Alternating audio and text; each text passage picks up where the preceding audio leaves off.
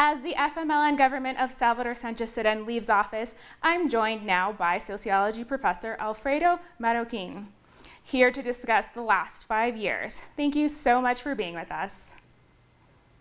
Thank you. What have been some of the most important achievements under President Sanchez Ceren? I would say that if we look at the historical contribution that members of the now political party FMLN have made from the late 70s and early 80s is the fight against oppression and injustice. Uh, Something that we need to mention that the U.S. had a huge role in sustaining that war. The U.S. Provided 1 million per day to sustain the war against the Salvadorian people. And at that time, the FMLN made up by civilians coming from different backgrounds joined to basically gauge a liberation struggle. So I believe that the uh, democratic mission that the FLN had from the very beginnings and the commitment to social justice was basically clearly seen in the 10 years that the FMLN had in the most recent history. And Alfredo, why has it been so important to have the FML governments in this post-peace accord period? What have been some of the changes which make the country more livable for all the parties which were involved in that war? So I believe, as I was saying, that considering the democratic vocation that the FLN had from the beginning, democracy with social justice was one of the pillars of the commitment to the struggle. So I think having the FMLN participate in the electoral process from war to peace and from oppression to building democracy has been an enormous contribution that even those who are perceived to be political adversaries have to recognize. They have recognized that El Salvador, in spite of having survived a 12-year civil war, we still are committed to rebuild the nation.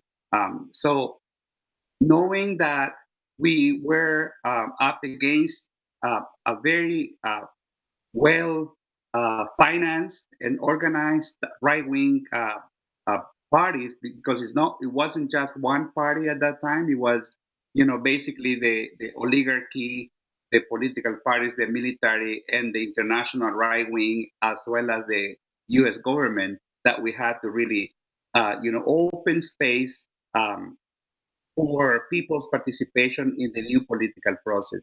So having the FMLN being part of that process, I think contributed to not only sensitize people to basically become protagonists of their own history, but also take an active role, make the invisible visible, make the injustice, just.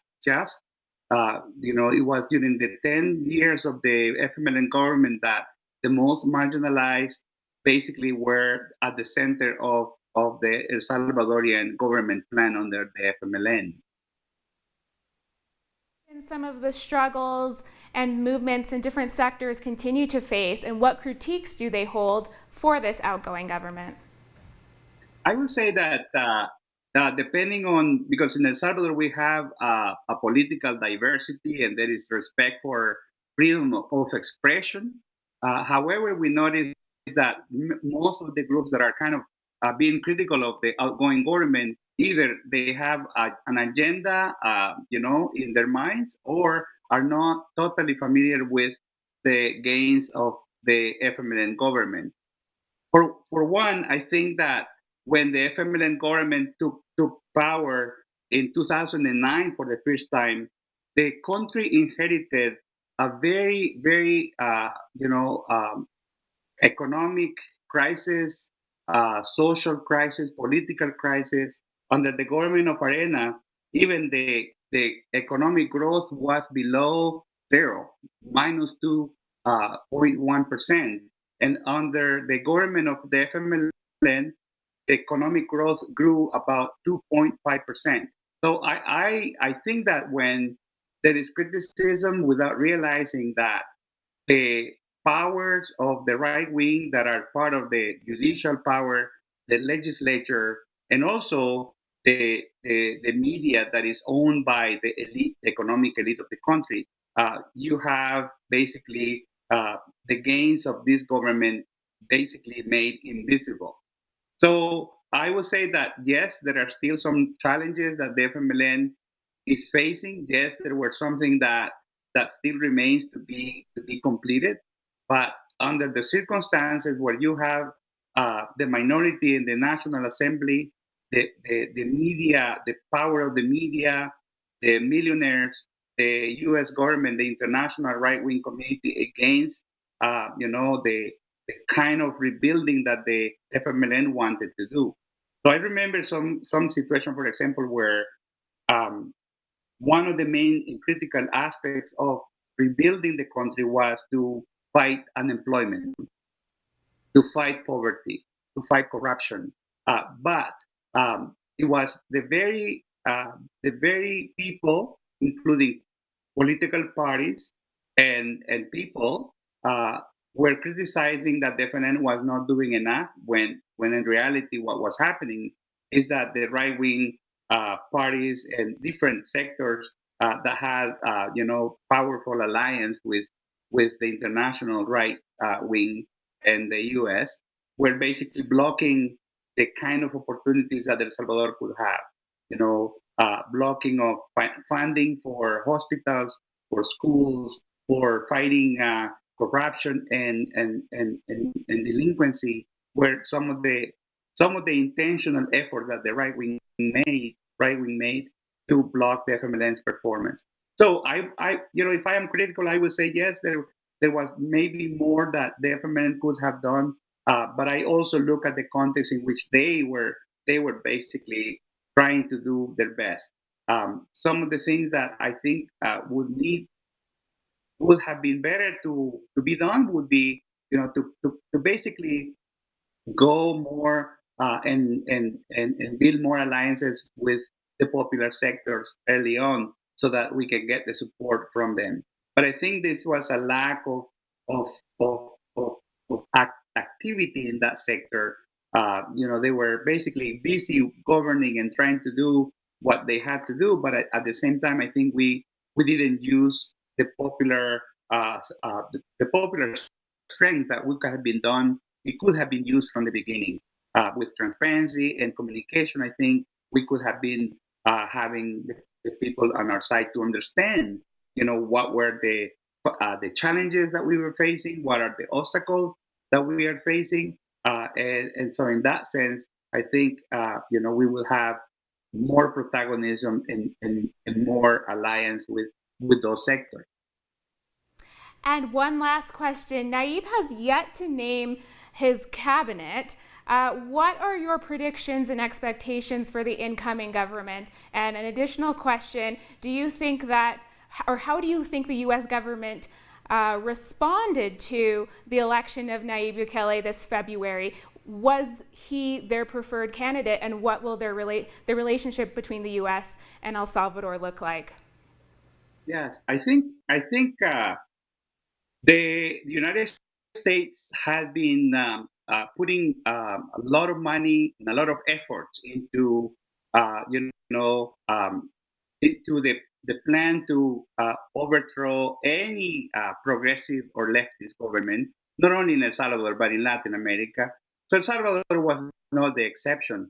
So at the beginning, I think when Nayib Bukele was still part of the FMLN, um, the preferred candidate was the Arena candidate, Calleja. But immediately as the political situation evolved and the FMLN was basically facing a major struggle against three strong right wing parties, I think that it became evident that the FML, the U.S. became extremely excited because they kind of knew that they were kind of putting a lot of support in the two main candidates of the right wing that they wanted to support. One was Calleja from Arena and Bukele from the Nuevas Ideas new ideas, as it is called, but in reality, Nayib Bukele has kind of contradicted himself for so many times in the sense that he indicates that he wanted to stay away from the traditional corrupt politicians, that all the politicians that existed in the country were corrupted. So he created his own party, but then he changed two or three parties and then became the candidate of one of the right-wing parties. So I think that the U.S. extremely excited to the point that Nayib Bukele's first speech was made under the auspices of the Heritage Foundation, one of the think tanks that is well known as very ultra conservative, ultra right wing. So he was presenting basically his ideas about the future and the future relationships of El Salvador and the U.S.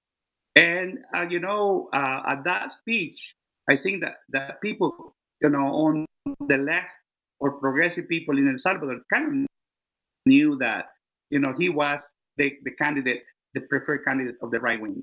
So not even having a chance to basically have communication with the sectors and groups that supported him, he basically the first speech after being elected immediately flew to Washington, met with the ultra right wing members of Congress, and the Heritage Foundation was extremely pleased to hear that he wanted to be a strong ally of the U.S.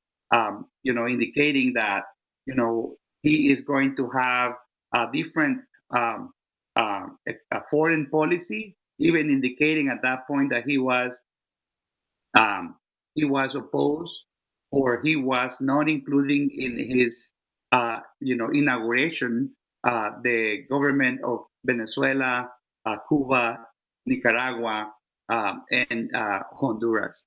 So that in itself, I think, indicates the kind of vision, if he has one, that he has in terms of the future of foreign relations. So I would expect that from now on, he will have the full support, 100% from the U.S. government. Trump is extremely excited about it. Uh, that Bukele is the government, even though he has indicated that El Salvador is a shithole, But at this point, he's conceding that there will be a strong alliance between Trump and Bukele.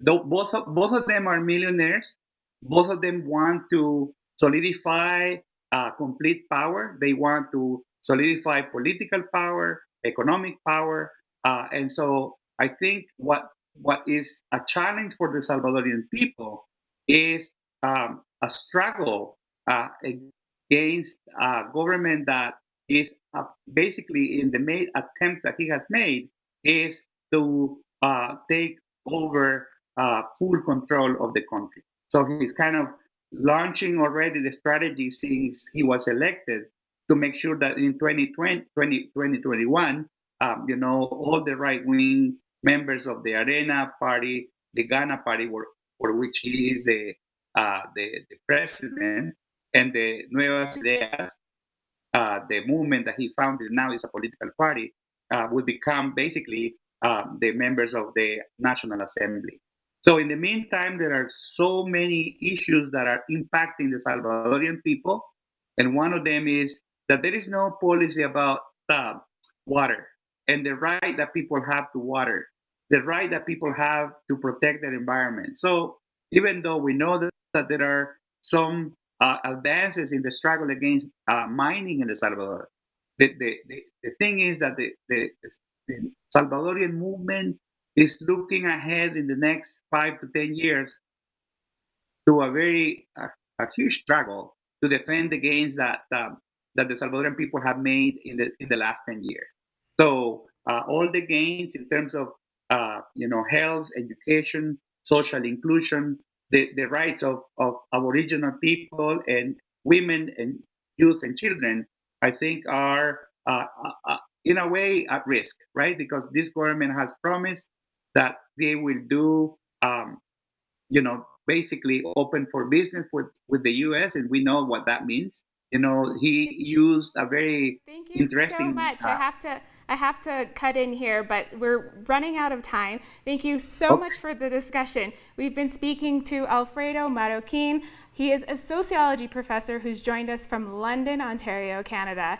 And thank you so much again for that discussion.